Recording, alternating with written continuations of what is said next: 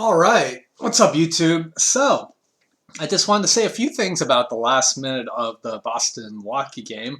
I think Boston's really gonna regret letting this one slip away. Like this is one they could have stolen, a road game that they could have taken. It's this one stings a little. So let's go through the last minute and see all their missed opportunities. But not only that, there is something very relevant that I called. I looked at the timestamp. It was from February 14th.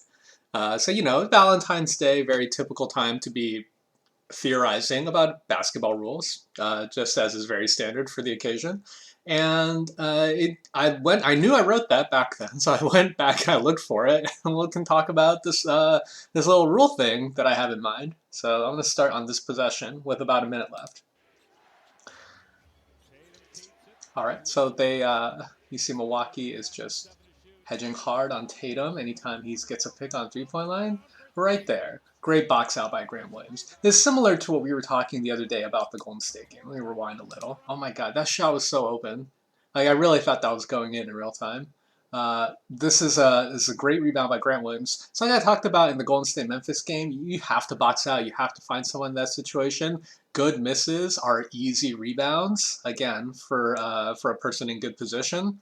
And since this is a pretty open shot by a pretty good three-point shooter, you can expect that the miss won't be so bad. In this case, high arcing, inside rim, it's going to go straight up. Whoever gets the inside position is clearly going to grab that. So Giannis doesn't see that. Grant Williams sneaks in and puts the body on him from behind. It's a very typical offensive rebounding strategy. Is to sneak in like that and get inside under your other man's body. Great rebound. Then on the reset, again, Tatum high pick and roll. They're hedging. He just finds Smart, just gets it right back to him and misses it again. And Grant Williams almost gets another offensive rebound, but eerily similar how open of a shot this is. And this could have very easily went in. It was a very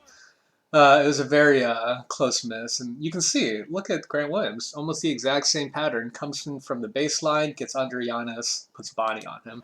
But unfortunately, this time, and he even I didn't even notice this. This time he even cleverly realizes it's coming off long, so he gets inside first, but then resets to the side of the ball that the side of the paint that the ball's going to bounce off into. Unfortunately, the ball is a little just outside his reach, and he can't come with it. But yeah, just talking about missed opportunities, like Boston really could have put it away right there. And then this right here, the rip through is just. It's so hard to defend that against the type of person who's going to do that move against you is someone who's taller and longer. And if they time it right and they gather at a point where you can't reach it, that's so hard to defend. You stay in front of them, you can make that shot difficult, but it's really hard to actually disrupt it. Um, Ooh, so right there, that's called a smitty. I was doing that move for years before I learned what it was called. When you turn your shoulder for a half spin for a fake, and then you keep going the original direction, so you spin back basically. It's called a smitty, named after Steve Smith from the '90s and 2000s, and he pulls it off to perfection here. I mean, that's about as open and as much separation as you're going to get from a smitty. And oh, went right by him, and great jump. Gets in nice and early so as to body Giannis to the point where he can't really contest this shot. And, oh, sorry. And then just maybe should have used the left hand. It's hard to say in real time, but it's it's a playoff series. It's a very defensive heavy series, so any finish is going to be tough. But insofar as like that type of defensive intensity as you're going to get from a playoff series, that's about as good of a look as you're going to get, especially in that situation, at that late of a time mark. I'm going to just watch it one more time. So the Smitty actually has a lot of similarities as a drop step in the post because it's a similar footwork that you get your feet around, and that's how you get open. And then just ooh, again, so many missed opportunities by Boston. Those were three really open looks with three not so bad misses in the last 30 seconds alone. And then they just play straight up D here, which is smart, obviously. Um, And then I think this is just it's just bad luck. Like, Tatum just gets his feet tangled. It's not really contact that causes it, and Holiday ends up having a wide open attempt. Oh, maybe he stepped on Holiday's foot. No, Holiday stepped on his foot. Yeah. Actually, yeah, I take it back. So it looks like Drew actually stepped on Tatum's foot, which is unfortunate. That does happen, and there's really no call to be made in that situation. Tough finish. You know, little floater 13, 14 feet away after a tough spin. That's not an easy shot. That's probably only like a 36, 38% hit rate. Because it's easy when you after you finish, it's easy to miss left or right after that spin. Usually, shots that miss long or short are easier to adjust, and therefore, like obviously, have a much higher chance of going in. Shots where you can still miss left or right, based on either the type of move leading into it, the difficulty. Those are usually if you're liable of missing it left or right, the entire shot becomes much harder. If you're wide open, or if it's a type of finish where you're not liable to miss it left or right, it'll be a higher percentage, even if you miss short or long sometimes. It sounds a lot. What I just said sounds very tautological, but it makes sense if you think about it. So this is the famous last possession. You got Jalen doesn't get much here. Nice up with DHO, and Boston fans are clamoring for this to be a 3-shot foul. So here's what I think about that. This is what I was alluding to earlier. So I remember I wrote something about this. I went back and I found it. I wrote this on Facebook with this friend of mine who I talk about basketball with a lot. And look at this. Dated February 14th. Tell me if you agree with this rule change. I've been thinking about it for years. Any foul that takes place outside the three-point line with 3 seconds on the clock or less is a 3-shot foul, period. Take the guesswork out of it. We, as a society, have to admit it's too difficult to judge intent in those situations. The rationale is that inside 3 seconds, any reasonable team that needs a 3 will put up that shot, no matter how improbable or ugly of a shot it might seem, just by the logic of the situation. It's not like a rule that references the clock is unprecedented either, the 0.4 second shot versus tip rule. You don't bother reviewing it if there's 0.3 or less on the clock, because by definition, it has to be a tip. I like the idea of strategically fouling as much as anyone, but I think in the purest sense, any ball player that needs a 3 with that little time left would be prone to shoot no matter how not open he is. All of the defensive posturing about how this foul should be on the floor is honest, but fundamentally flawed. I wrote this 3 months ago, and he's a Celtics fan, actually, and became very relevant today. Why do I think this? It's like I wrote in the post. If you need 3 and there's 3 seconds left, you're putting that shot up no matter what. Doesn't matter if they're draped all over you. Doesn't matter if they're about to foul you on the floor. By the logic of the situation, you have to put up that shot. So even if they're draped all over me and I can only do like this reverse skyhook from the 3-point line, I'm still going to do it because I just have to. That's the logic of what I found myself in. So usually it's hard to, intent is one of the hardest things to adjudicate when you're reffing any sport. I know it comes up during, like, a lot of people talk about it during pass interference calls. A lot of people talk about it during, like, shooting versus non-shooting, and not this situation, but like just in the normal flow of the game. Obviously, with like flagrant fouling, the point is that intent is one of the hardest things to adjudicate when you're reffing any sport, because it's not something you can look at and it's black and white in front of you. Like, was a person stepping on the line? Did they make contact illegally? You have to get inside a player's head, which of course is impossible. But I think in this situation, you can actually judge intent, because you know that they know they have to do it. So their intent is 100% clear. Now, it's never 100% clear, which is why I suggested this rule. This rule codifies it. Under 3 seconds, if a team is down 3 or more, I guess, if they're down 3 and you know they're going to shoot the 3. They know they're going to shoot the 3. So if you foul them, it's just a 3-point shooting foul, no matter what. If you have point 0.3 on the clock, you can't take. You by definition, you cannot catch and shoot. You can only tip. So, and I would just insert this rule. If there's 3 seconds or less and you're down 3, you get fouled outside the 3-point line. It's 3 shots. Doesn't matter if you're not. It doesn't matter if you're nowhere near a shooting motion. Just make it easy on everyone. We all know what your intent is. We don't have to make a judgment call about it. Let's just say we all know what your intent is. Just make that the rule and have it be that, because this honestly comes up quite a lot.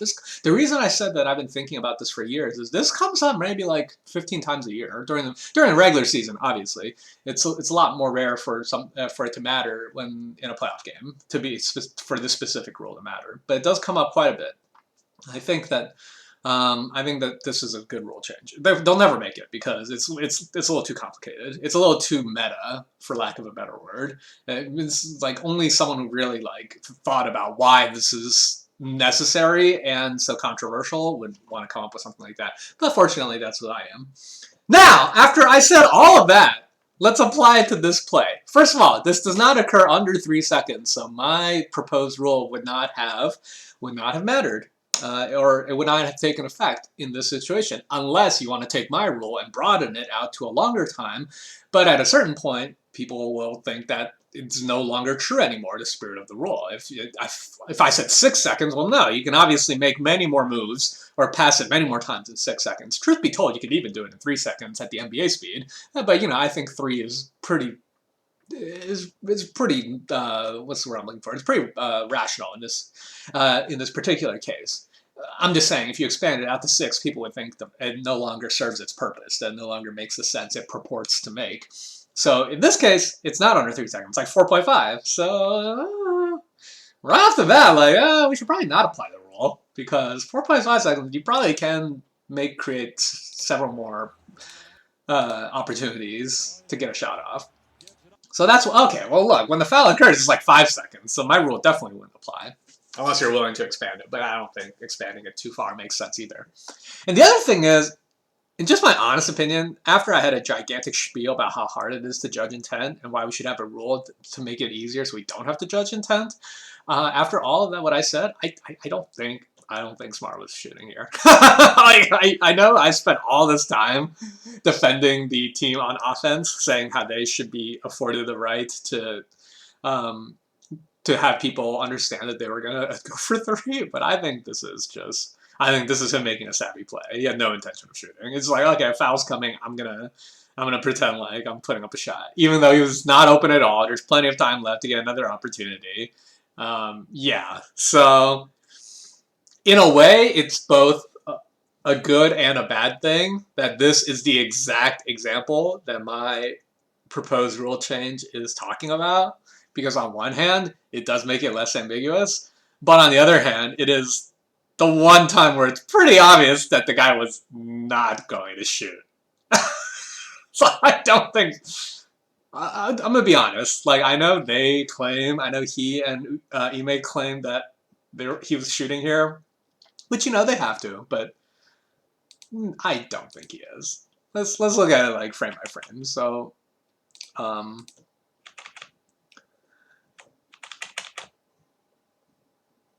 never know when I go frame by frame if it's faster to just... Okay, so he's coming off a DHO here. So right here, already, he has no room.